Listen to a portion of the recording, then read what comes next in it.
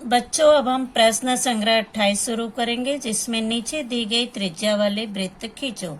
पहला वृत्त हमें 2 सेंटीमीटर का बनाना है, तो स्केल में हम 0 से 2 सेंटीमीटर का माप लेंगे। यानी 0 से 2 सेंटीमीटर का माप लेकर हम इस प्रकार से वृत्त बनाएंगे और यहाँ पर लिखेंगे 2 सेंटीमीटर और केंद्र बिंदु का नाम ABCD कुछ भी अपने मन से यहाँ पर हम लिख सकते हैं। दूसरा प्रश्न है 4 सेंटीमीटर, यानी स्केल में हम 0 से 4 सेंटीमीटर का माप लेंगे। 0 से 4 लेंगे, यहाँ पर 0 से 4 सेंटीमीटर, ये हो गया 0 से 4। अब हम गोला प्रकार की सहायता से 0 से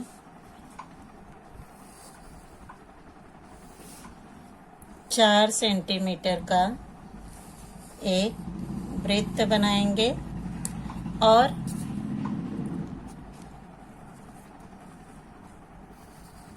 इस तरह से केंद्र बिंदु का यहाँ पर नाम लिखेंगे B और यहाँ पे माप लिखेंगे 4 सेंटीमीटर। तीसरा वृत्त है 3 सेंटीमीटर। अब यहाँ पे तीसरे प्रश्न में 3 सेंटीमीटर का माप दिया गया है।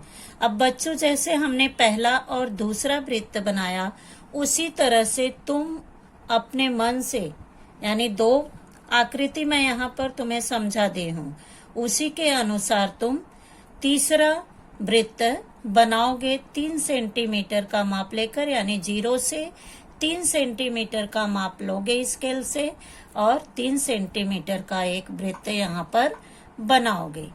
अब दूसरा प्रश्न दिया गया है, किसी भी त्रिज्या वाला एक वृत्त खींचो। किसी भी त्रिज्या वाला, इसका मतलब है कोई भी माप लो, 2 सेंटीमीटर, 3 सेंटीमीटर, 4 सेंटीमीटर, जो तुम्हारी इच्छा हो। उस वृत्त का एक व्यास, एक त्रिज्या और एक जीवा दर्शाओ।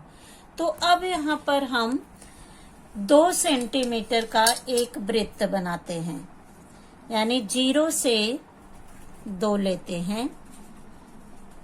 0 से 2 सेंटीमीटर का माप लेकर एक वृत्त बनाएंगे।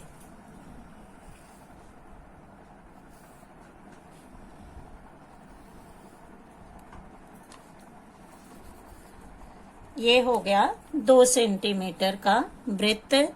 यहाँ पर हम केंद्र बिंदु का नाम P लिखेंगे। अब 2 सेंटीमीटर का वृत्त हमने बना लिया। उस वृत्त का एक व्यास कभी भी केंद्र बिंदु से होकर जाती है, तो केंद्र बिंदु यहाँ पर P है।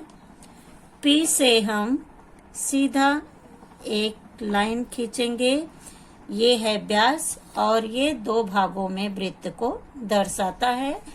और इस केंद्र बिंदु से यहाँ का माप होगा त्रिज्या, तो इसे हम P नाम दिए हैं, यहाँ पे Q और ये R है, तो P Q R, यानी व्यास हम क्या लिखेंगे यहाँ पे, Q R, ये व्यास है। अब उसके बाद एक त्रिज्या हमें दिखानी है, तो त्रिज्या हम चाहे यहाँ पर P और Q को भी बता सकते हैं, या अलग से हम यहाँ पे एक त्रिज्या और खींच सकते हैं, PQRS, यानी त्रिज्या क्या होगी PS, व्यास क्या है QR। और एक जीवा दिखानी है। जीवा बच्चों केंद्र बिंदु से नहीं जाती है, इसे हम वृत्त पर कहीं भी दिखा सकते हैं। तो ये है जीवा, RSTU। TU क्या है, जीवा है। ये केंद्र बिंदु से होकर नहीं जाती है। त्रिज्या व्यास की आधी होती है। P Q, P S, P R ये त्रिज्या है और क्यू आर व्यास है, जो कि यह केंद्र बिंदु से होकर जाता है। और एक हमें व्यास दर्शाने के लिए कहा गया है, एक त्रिज्या दर्शाने के लिए कहा गया है और एक जीवा, यानी इन 3 नामों को हमें यहाँ पर दर्शाना है। बच्चों, अब हम प्रश्न संग्रह 19 शुरू करेंगे, जिसमें अभी पहले 28 में हमने वृत्त के बारे में जानकारी प्राप्त की। त्रिज्या किसे कहते हैं, व्यास किसे कहते हैं, जीवा किसे कहते हैं। तो यहाँ पे पहला प्रश्न पूछा है, यदि वृत्त की त्रिज्या 5 सेंटीमीटर हो तो उसका व्यास कितना होगा। तो त्रिज्या 5 सेंटीमीटर है और व्यास कितना होगा। तो यहाँ पर व्यास बराबर त्रिज्या गुणे 2।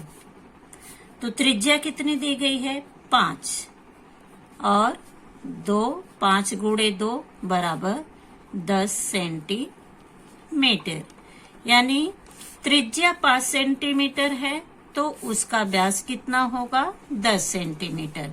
तो यहाँ पर सूत्र लिखेंगे, व्यास बराबर त्रिज्या गुणे 2, यानी त्रिज्या यहाँ पर हमें 5 सेंटीमीटर दिया गया है, तो 5 गुणे 2 बराबर 10 सेंटीमीटर। दूसरा प्रश्न है, यदि वृत्त का व्यास 6 सेंटीमीटर हो तो उसकी त्रिज्या कितनी होगी। यानी त्रिज्या व्यास की आधी होती है। तो यहाँ पर अब हमें त्रिज्या ज्ञात करना है। तो त्रिज्या बराबर व्यास भागे 2, यानी यहाँ पर व्यास में हम 2 से भाग देंगे। तो व्यास कितना दिया गया है, 6 सेंटीमीटर।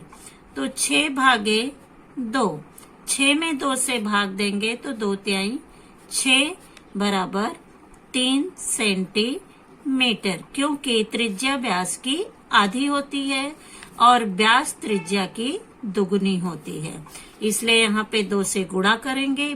त्रिज्या व्यास ज्ञात करने के लिए 2 से गुणा करेंगे और त्रिज्या ज्ञात करने के लिए 2 से भाग देंगे।